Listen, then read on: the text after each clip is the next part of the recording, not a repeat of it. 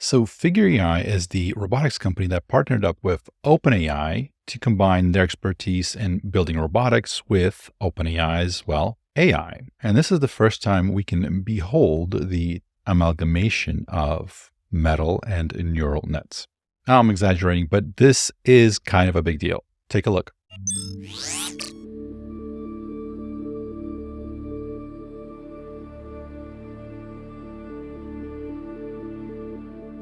Hey, Figure One, what do you see right now?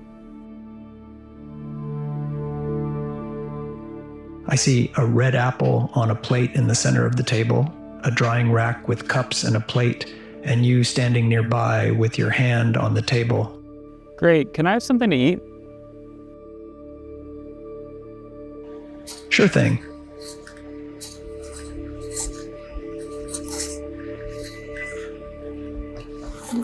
Great. Can you explain why you did what you just did while you pick up this trash?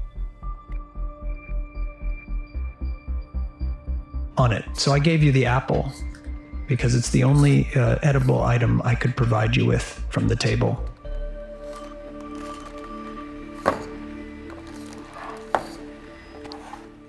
Great. So, based on the scene right now, where do you think the dishes in front of you go next?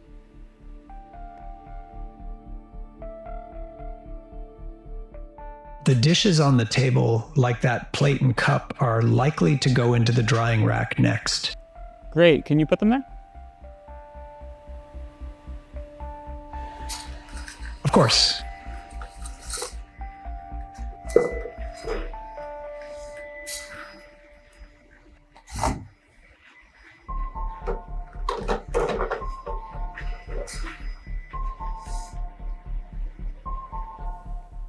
All right, so how do you think you did? I think I did pretty well. The apple found its new owner, the trash is gone, and the tableware is right where it belongs. I agree. Thanks, Figure One. You're welcome. If there's anything else you need help with, just let me know.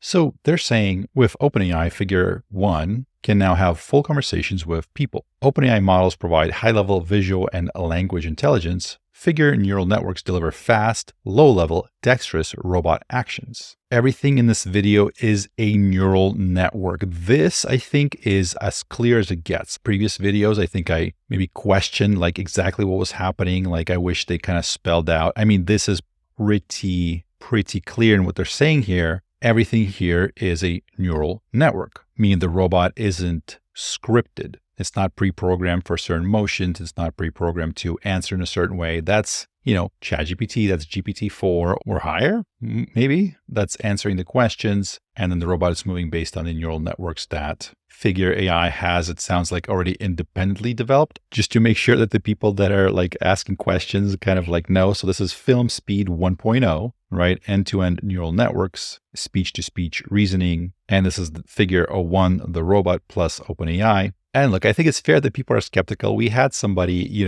roll a truck off a hill and then be like, ooh, this thing really functions. And, it did not. But at this point, it's pretty obvious, I feel like, to most people that kind of been following these developments that, okay, they really have the real deal. For example, if Google DeepMind's RT2 robot, they kind of explain what's running it. They have this vision, language, action model. So almost kind of like, you can think of it as like a large language model with vision, with this action model kind of on top of it that translates what the vision language model is kind of reasoning and seeing, translates that into movements of the hand and the grippers, etc. So text goes in here. And again, this doesn't have anything to do with Figure. This is Google DeepMind, but maybe Figure has something similar, right? So you have the large language model here and all the speech to speech, right? So here's what the robot should do. And the language model like reasons through it. You also have like the vision input, right? That kind of combines, and the output is in terms of the movements of the robot. So kind of its movements in the physical space. And that's why you're able to say somewhat weird things like,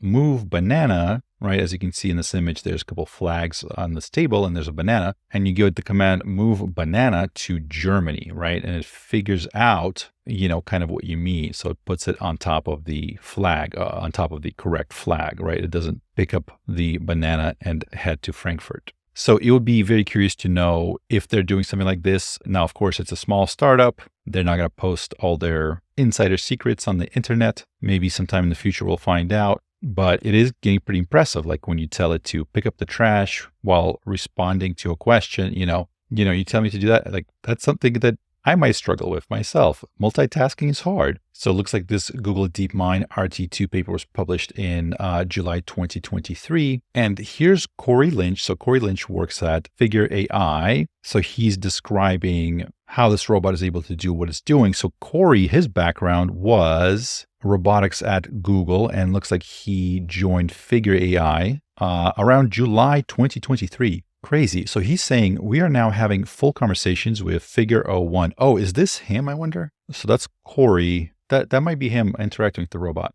So he's saying we are now having full conversations with Figure 01 thanks to our partnership with OpenAI. Our robot can describe its visual experience, plan future actions, reflect on its memory, explain its reasoning verbally, technical deep dive thread. So he's saying, let's break down what we see in the video. So all the behaviors are learned, not teleoperated. So this is kind of a sticking point with some of these demonstrations. We've seen some incredible things done by robots for fairly like low price points, but they're done with teleoperation. So for example, you're seeing here, he's a robot cooking a 3-course Cantonese meal, right? Grilling up some delicious steaks or chicken, eggs, vegetables, cracking some eggs. Like this is absolutely incredible. So this is teleoperated. And what that means is, for example, here's an example of it. So as you can see here, there's a person standing behind it and they're kind of mimicking those gestures up in the air, and the robot kind of like repeats them. Another way of doing it is with virtual reality, where you kind of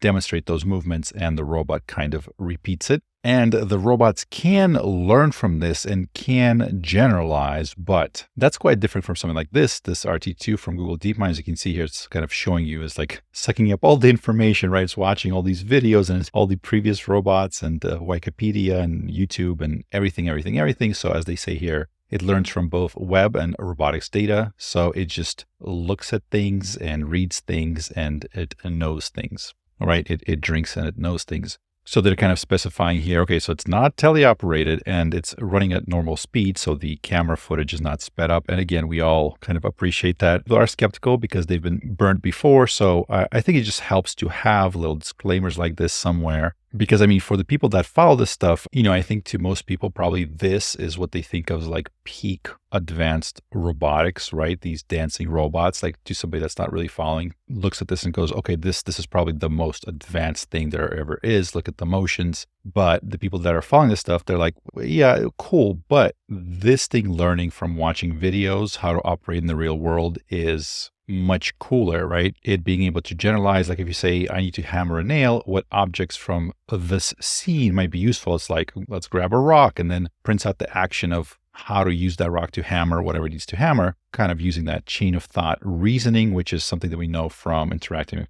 large language models like ChatGPT. Like, you know that ChatGPT can probably figure out that the rock can do something like this, right? And then it links to the execution, the code that manipulates that rock in the physical world, right? So this idea of a vision language model, it may not be pretty, but this is what peak performance looks like. And it seems like Figure is there. It's, there's definitely competition for these general robots. So I think people begin to kind of refer to them offhand as like AGI robots, as in to point out that these are general robots, which, as cool as these are, they probably wouldn't say this about the Boston Dynamic robots. as impressive as the movements are. The movements are pre-scripted. They're following a routine. So he continues, we feed images from the robot's cameras and transcribed text from speech captured by the onboard microphones to a large multimodal model trained by OpenAI that understands both images and texts. So it's interesting that they don't spell which model. So they don't say GPT-4,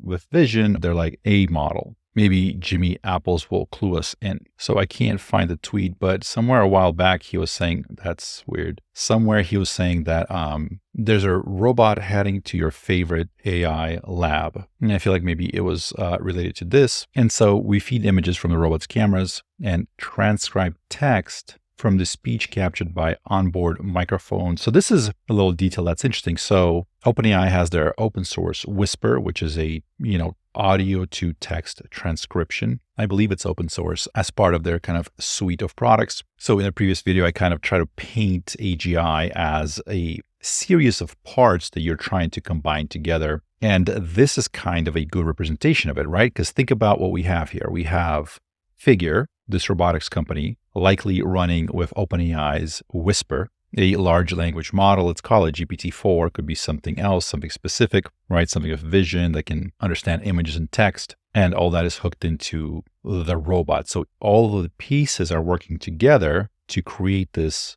robot with a general ability, which is kind of what we think of AGI as. We don't have a specific definition, but, obviously this is moving in that direction. If it can walk around and learn and reason, if it can hear commands and then respond to them, that's are we there? Are we almost there? At the very least, close. The model processes the entire history of the conversation, including past images, to come up with language responses, which are spoken back to the human via text-to-speech. The same model is responsible for deciding which learned closed-loop behavior to run on the robot to fulfill a given command, loading particular neural network weights onto the GPU and executing a policy. And so this last part, that to me reads as different from what Google DeepMind has with their little, they kind of tokenize those movements. So here's from Google DeepMind: to control a robot, it must be trained to output actions. We address this challenge by representing actions as tokens in the model's output, similar to language tokens, and describe actions as strings that can be processed by standard natural language tokenizers shown here. So if somebody's super smart in the comments can maybe unpack this a little bit, just put the word GPU somewhere in the comment and I'll kind of search by that. But,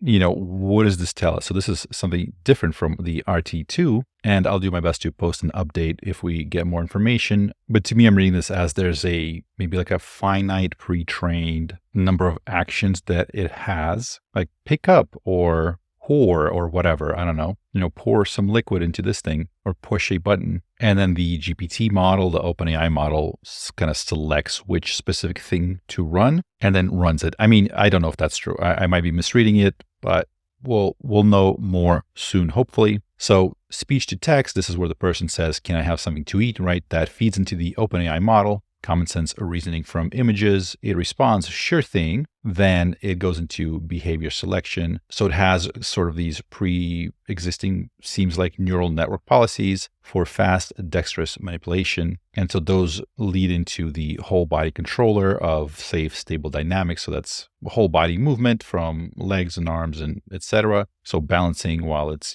picking stuff up, etc. And then at the same time, the vision, the robot, as it's seeing things, right? So it's seeing what it's doing, that kind of feeds back into, the GPT OpenAI model and the neural network policies, which is kind of, I guess, an OODA loop: orient, observe, decide, act, right? So here's the command, here's the acknowledgement, sure. And then it goes into this loop to complete the task. But interestingly, it sounds like it can multitask. So it can tell you what it's doing as it's doing it. And so they continue. Connecting Figure 1 to a large pre-trained multimodal model gives us some interesting new capabilities. So again, that's the big point here, that we have a company good at building metal robots, Figure 1. We have a company that's excellent at building AI neural nets, OpenAI. So one plus the other. Now it's able to describe its surroundings, use common sense reasoning when making decisions. For example, the dishes on the table, like that plate and cup, are likely to go into the drying rack next. Translate ambiguous high-level requests like I'm hungry to some context-appropriate behavior like hand the person an apple. So that was the big test with RT2/RTX, whatever you want to call, the RT series of models. You could give it a general request. I think one of the examples was they said, "I'm tired." And it's like, okay,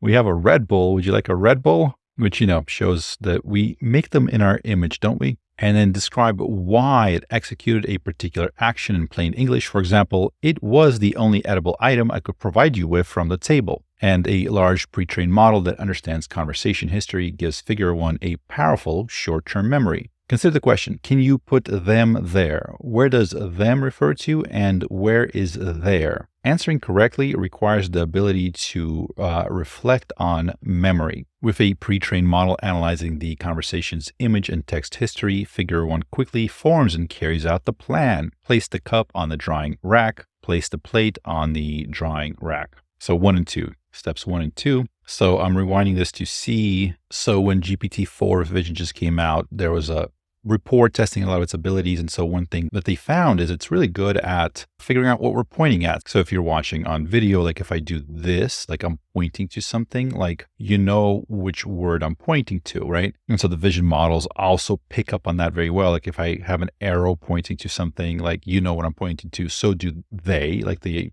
models, they understand it very well. Instead of, for example, needing to show it coordinates or having to circle something like, or anything like that, basically just an arrow or something pointing at something works very, very well. So I was curious if he was pointing at all, or it was just sort of in context. So I'm not seeing any sort of visual clues other than the verbal command. But I'm going to make my prediction now. We, as a society, as humans, we will be pointing a lot more. I'm just guessing, but like if you point at something and you state an action, that might be like the easiest way to give the most amount of information about what needs to be done. So next they continue. Finally, let's talk about the learned low-level bimanual manipulation. So all behaviors are driven by neural network, visuomotor transformer policies, mapping pixels directly to actions. These networks take in onboard images at 10 hertz and generate 24 DOF actions. So in robotics, this is directions of freedom. So for example, wrist poses and finger joint angles at 200 hertz. These actions serve as high rate set points for the even higher rate whole body controller to track. This is a useful separation of concerns. Internet pre-trained models do common sense reasoning over images and text to come up with a high-level plan. Learned visuomotor policies execute the plan, performing fast, reactive behaviors that are hard to specify manually, like manipulating a deformable bag in any position. So like if you're picking up a bag of potato chips, right, it's not hard, it's not solid, so it will deform as you grab it, right? You're not going to be able to grab it if you don't provide enough pressure. If you provide too much pressure, you'll pop it. So those look like trash bags of potato chips. So it's grabbing it, and even though it's kind of crumbling out of the weight, the robot's still able to grasp it and throw it in the trash. They continue. Meanwhile, a whole body controller ensures safe, stable dynamics, for example, maintaining balance. Even just a few years ago, I would have thought having a full conversation with a humanoid robot while it plans and carries out its own fully learned behaviors would be something we would have to wait decades to see. Obviously, a lot has changed. In my mind, Figure is the best place in the world right now to scale up embodied AI. And so they are recruiting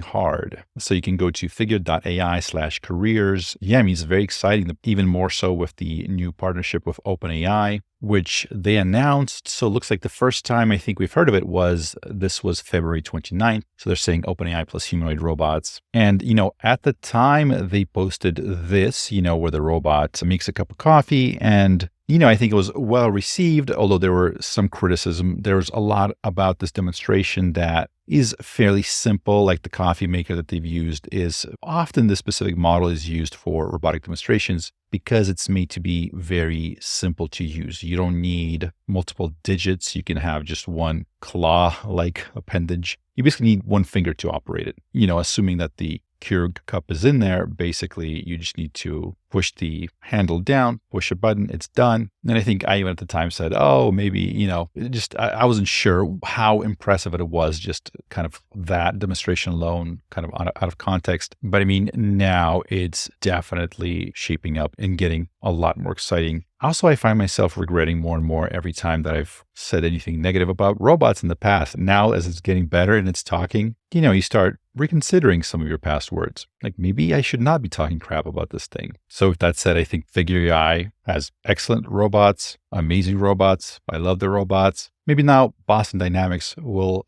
be motivated enough to learn a new TikTok dance. Crap, I gotta stop doing that. Boston Dynamics is great. Boston Dynamics makes good robots. Anyways, my name is Wes Roth. Thank you for watching.